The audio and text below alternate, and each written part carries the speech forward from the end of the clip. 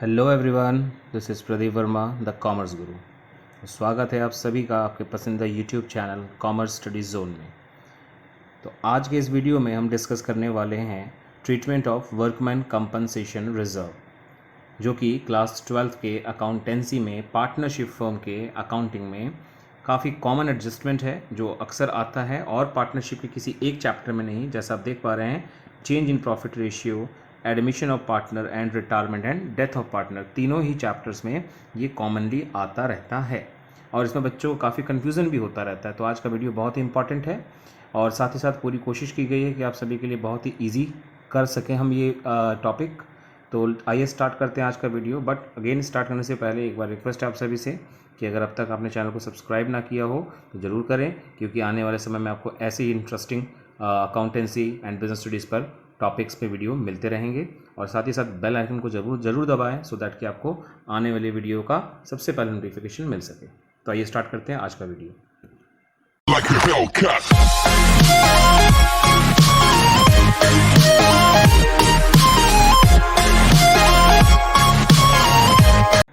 तो सबसे पहले हम स्टार्ट करने वाले हैं with the meaning of workman compensation reserve. तो देखिए मीनिंग क्या है। Workman compensation reserve is a reserve set aside out of firm's profit to meet possible liability or claim on account of compensation to employees। क्या बोला गया कि workman compensation reserve एक ऐसा रिजर्व है जो कि कहाँ से बनता है, out of firms profit to meet possible liabilities और claim on account of compensation to employees. If it arises, अगर बिजनेस में ये कंपनसेशन यानी क्लेम आता है, it means a claim may और may not be arises. It also means that claim may be equal to or less or more than the amount of reserve। हमारे reserve के बराबर, ज़्यादा या कम भी हो सकता है। और यही वो सिचुएशंस हैं जिसके वजह से बच्चों को ये टॉपिक टफ लगता है, कई बार वो गड़बड़ कर जाते हैं। ठीक है, तो आज डिटेल में हम इन्हीं सब के बारे में जानने वाले हैं। तो फाइनली अब स्टार्ट करते हैं journal entry for the claim against workman compensation. तो मैं आपको पहले ही बता देता हूँ, वर्कमैन कंपनसेशन फंड के ट्रीटमेंट में आपको कंफ्यूज नहीं होना है। आपको ध्यान रखना है कि दो ही तरह की एंट्री है। एक जैसा कि आपको इस समय दिख रहा है किसके लिए, क्लेम के लिए, और एक उसको डिस्ट्रीब्यूट करने के लिए। ठीक है ना। तो आप ये ध्यान रखिए कि जब भी आपको एंट्री बनानी है वर्कमैन कंपनसेशन रिजर्व की, तो किस चीज़ की एंट्री बनाएंगे आप, या तो क्लेम जो दिया होगा उसके लिए, और या फिर उसको बांटना है उसके लिए। बस इन्हीं दो में एंट्री आपको समझनी है और जिनको 1 बाय 1 मैं लेने वाला हूँ। तो देखिए क्या एंट्री बननी है वर्कमैन कंपनसेशन रिजर्व के क्लेम को लेकर के। तो workman compensation reserve account debit, ठीक है, जो उसकी वैल्यू हो, to workman compensation claim account, जितना भी उसका क्लेम बताया गया होगा। सिंपल सी इतनी एंट्री है। बस क्लेम जब भी होगा तो ये एंट्री आपको रख लेनी है। नाउ ऐसे ही जर्नल एंट्री क्या बनाओगे आप जब आप डिस्ट्रीब्यूट करते हैं वर्कमैन कंपनसेशन रिजर्व के सरप्लस अमाउंट को। सरप्लस अमाउंट कहने का क्या मतलब है कि लाइक आपका वर्कमैन कंपनसेशन रिजर्व है 10,000 और आपका क्लेम बोला गया जैसे कि 7,000, तो 3,000 का आपका अभी भी वर्कमैन कंपनसेशन रिजर्व में अमाउंट बचेगा, इसी को डिस्ट्रीब्यूट करने की एंट्री। तो इसकी एंट्री बिल्कुल वैसे ही बनाओगे आप जैसे किसी भी रिजर्व को बांटने की एंट्री बनती है। तो आइए वो भी देख लेते हैं।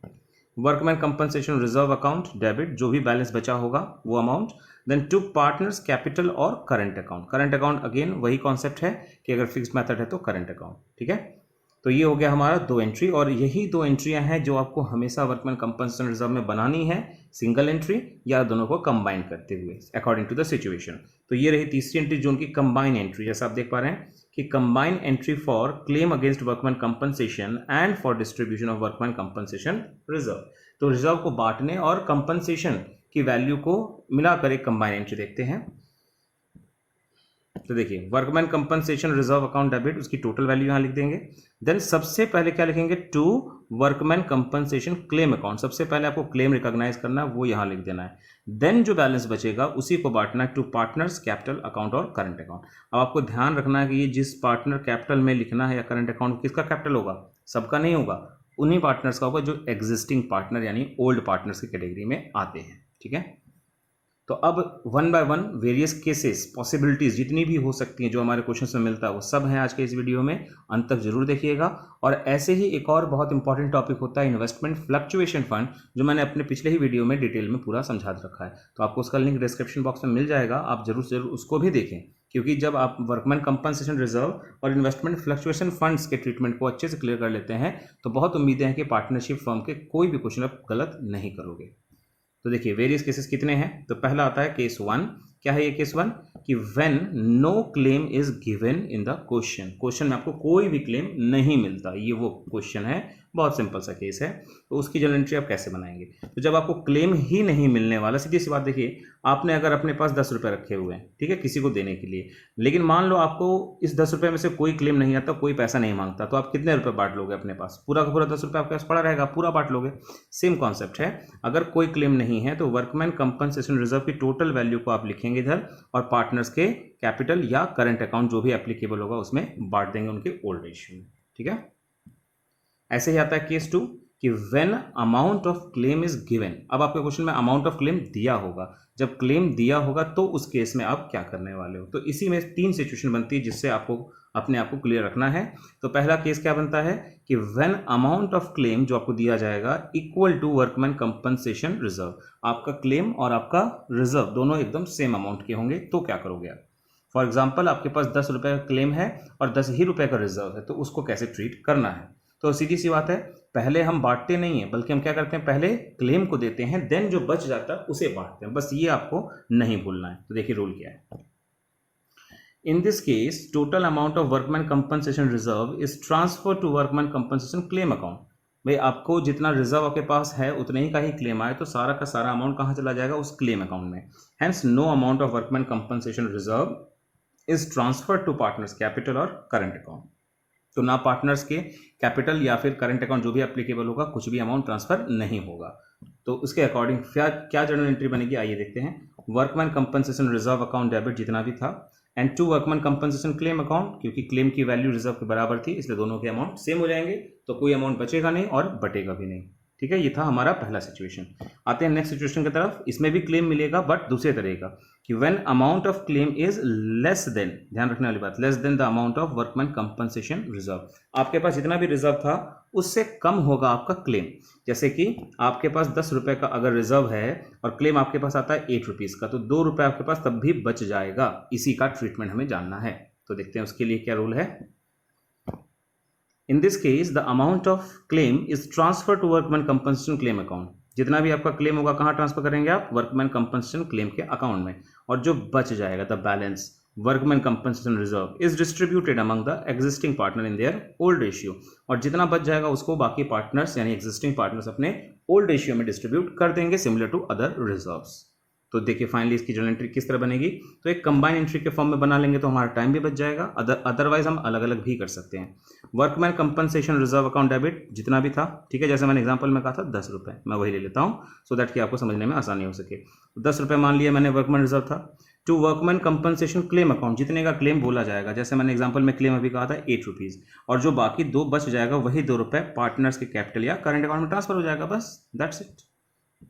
नाउ आते हैं सिचुएशन नंबर 3, और ये क्या है कि when the amount of claim is more than the amount of workman compensation reserve. तो अब आपके पास अगर रिजर्व 10,000 रुपये का है और आपका क्लेम जो आ जा रहा है मान लीजिए 15 रुपये आ जा रहा है, 5 रुपये ज़्यादा क्लेम आ जा रहा है, तो उसका क्या करेंगे। तो ऑब्वियस सी बात है आपके पास रिजर्व बच नहीं रहा है, उल्टा कम पड़ रहा है, तो बांटने का सवाल ही नहीं उठता। तो उस एक्स्ट्रा कंपनसेशन को एज एन एक्सपेंस और लॉस रिवैल्यूएशन के डेबिट में दिखाएंगे। तो देखिए यही है रूल हमारा। In this case, the total amount of claim is transferred to workman compensation account and the amount of claim in excess of reserve, वो क्लेम जो हमारे रिजर्व से जितना ज़्यादा हो रहा है वो डेबिट कहाँ हो जाएगा, रिवैल्यूएशन अकाउंट में, ठीक है। तो अगेन एग्जांपल लेते हैं, एंट्री मतलब फॉर्मेट लेते हैं और एक एग्जांपल के साथ। तो वर्कमैन कंपनसेशन रिजर्व जैसे मैंने एग्जांपल में 10 रुपये लिया था, then to workman compensation claim जैसे मैंने कहा था 15 रुपये, तो 5 रुपये का हमारा रिजर्व कम पड़ गया था, वही 5 रुपये कहाँ जाएगा, रिवैल्यूएशन से डेबिट हो जाएगा, ठीक है ना। इस तरह से ये एंट्री बन जाएगी। तो यानी आपको वर्कमैन रिजर्व को कभी भी रिवैल्यूएशन में दिखाना है तो कहाँ, डेबिट में, बट कब, जब आपका क्लेम एक्सीड कर जाएगा रिजर्व से। तो फाइनली अभी इन्हीं बातों को और बेटर वे में समझने के लिए आइए देखते हैं न्यूमेरिकल एग्जांपल्स, जो बहुत ही जरूरी है अपने पढ़े हुए रूल्स को समझने के लिए। तो देखिए केस क्या है कि Ram and Govind are partners in 3:2, following is their balance sheet at the time of Shiv's admission. एक चीज जरूर है, ध्यान रखिएगा, ये आवर गलत लिख गया, ARER है ये, ठीक है। Ram and Govind are partners. बाकी एक नया पार्टनर आया है, तो देखिए पहले ही आपने देखा होगा थंबनेल में कि चाहे वो चेंज इन रेशियो हो, चाहे वो एडमिशन ऑफ पार्टनर हो, चाहे वो रिटायरमेंट हो, या फिर चाहे वो डेथ हो, ये सभी के सब चैप्टर कौन से होते हैं? Reconstitution of firm. और रिकॉन्स्टिट्यूशन ऑफ फर्म के सारे चैप्टर्स में, यानी इन सब में जो अभी रूल हम डिस्कस कर रहे हैं वो सारा एज इट इज फॉलो होगा। तो इट डजेंट मैटर कि यहाँ पे एडमिशन किसी का हो रहा है कि किसी का रिटायरमेंट या फिर सिंपली रेशियो चेंज हो रहा है, आपको वही रूल फॉलो करना है जो अभी फॉलो कर रहे हैं, ठीक है। तो एक बैलेंस शीट का एक्सट्रैक्ट हम ले रहे हैं जिसके लायबिलिटीज में वर्कमैन रिजर्व कितने का है? 75,000 का, और इससे रिलेटेड एसेट्स में कुछ नहीं होता तो वो खाली ही लिया हमने। एंड नाउ वेरियस केसेस, तो रिक्वायरमेंट है कि show the accounting treatment under the following alternative cases. और केस क्या क्या है? पहला केस, मैं एक साथ सारे केस आपको पहले फ्लैश कर दे रहा हूँ, फिर वन बाय वन डिस्कस करते हैं। केस 1 कि when there is no information as to claim is given, किसी भी क्लेम का कोई जिक्र क्वेश्चन में नहीं होगा। नेक्स्ट केस कि when a claim on account of workman compensation is given as ₹75,000, देख सकते हो आप, रिजर्व 75, क्लेम भी उसके बराबर ही है, ये वो केस हो गया, ठीक है। उसके बाद आता है केस 3 कि when claim on account of workman compensation given as ₹60,000, हमारा क्लेम कितना है इस बार? 60,000, यानी हमारे रिजर्व की वैल्यू से थोड़ा कम है। और चौथा केस आता है कि व्हेन क्लेम जो है 1 लाख हो, मतलब हमारे गिवन रिजर्व से ज़्यादा हो गया, यानी वही चारों केस जो हमने अभी डिस्कस किए थे। तो आइए देखते हैं वन बाय वन सॉल्यूशन हर केस का। तो पहला केस हमारा क्या था कि when there is no information regarding claim is given, कोई भी इन्फॉर्मेशन नहीं है। तो जब कोई इन्फॉर्मेशन नहीं है तो हमने क्या किया? क्लेम को जीरो मान लिया, एंड जिसका मतलब है कि सारा रिजर्व सरप्लस में आ गया और सारे के सारे रिजर्व को आप बांट लेंगे। तो आपकी एंट्री क्या बनेगी? वर्कमैन कंपनसेशन रिजर्व अकाउंट, जो कि कितना था? 75,000 का। किस में बटेगा? एग्जिस्टिंग पार्टनर, तो पार्टनर का नाम 3 आया है, एक तो आया है राम, एक नाम आया है गोविंद, और एक नया पार्टनर आया है शिव। तो इनमें से एग्जिस्टिंग पार्टनर कौन है? राम और गोविंद। शिव तो नया पार्टनर है, तो राम और गोविंद में ही बांटेंगे और किसी में नहीं। तो to Ram's capital to Govind's capital, और उनका रेशियो दिया था 3:2, तो 3:2 में इसको बांट देंगे, तो एज अ रिजल्ट आएगा 45,000 और 30,000, ठीक है। बस सिंपल सा ये केस था। नाउ केस 2 पे आते हैं। तो केस 2 क्या था कि when a claim on account of workman compensation is given, और कितना था? 75, that is equal to workman compensation reserve. तो इस केस में हमने क्या सीखा था कि अगर रिजर्व और क्लेम बिल्कुल बराबर होगा तो सारा का सारा क्लेम रिजर्व में एडजस्ट हो जाएगा। तो एंट्री क्या बनने वाली है? Workman compensation reserve 75,000 debit to workman compensation claim account 75,000। कोई भी क्लेम बचा नहीं तो डिस्ट्रीब्यूट भी नहीं होगा, ठीक है। So is that. Now case number 3, when claim is given, और कितना दिया है? 60,000। हमारे पास रिजर्व कितने का था? 75,000। क्लेम कितना है? 60,000, यानी हमारे पास रिजर्व में बचेगा अभी भी 15,000, और बचेगा अगर रिजर्व तो बट भी जाएगा। तो देखिए अब कंबाइन एंट्री बनने वाली है। Workman compensation reserve account debit कितना था? 75, उसमें से कितना क्लेम में ले जाना है? 60,000, इसलिए इसको लिख दिया to workman compensation claim account. अब बच कितना गया? 75 में 60 गया तो 15,000 बच गया। तो देख सकते हो आप 15,000 को ही हमने इन दो पार्टनर्स के राम और गोविंद में बांट दिया है 3:2 में। क्लियर?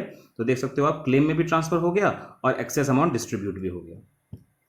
नाउ आते हैं लास्ट केस की तरफ कि जब अगेन कंपनसेशन का क्लेम दिया था कितना, लेकिन 1 lakh, that is more than the amount of reserve. हमारे क्वेश्चन में वर्कमैन कंपनसेशन रिजर्व 75 था, और जबकि उसका जो क्लेम दिया कितना दिया? 1 lakh, that is exceeding the amount of reserve. तो इस केस में बांटने का सवाल नहीं उठता है, बल्कि एक्स्ट्रा रिजर्व, एक्स्ट्रा जो अमाउंट ऑफ कंपनसेशन है वो रिवैल्यूएशन से चार्ज हो जाएगा।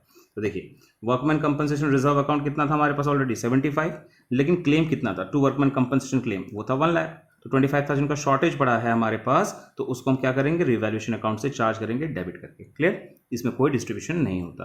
तो ये थे हमारे वर्कमैन कंपनसेशन रिजर्व से रिलेटेड सारे रूल्स और ट्रीटमेंट जो कि इक्वली अप्लाई होते हैं admission of partner, retirement, death and change in profit sharing ratio सभी में, ठीक है। तो होप सो कि आज का ये वीडियो सभी को समझ आया होगा, अच्छा लगा होगा, और अगर अच्छा लगा तो लाइक जरूर करें इस वीडियो को, और साथ ही साथ शेयर करें अपने फ्रेंड्स को, ताकि वो सब भी इस टॉपिक को अच्छे से समझ सकें।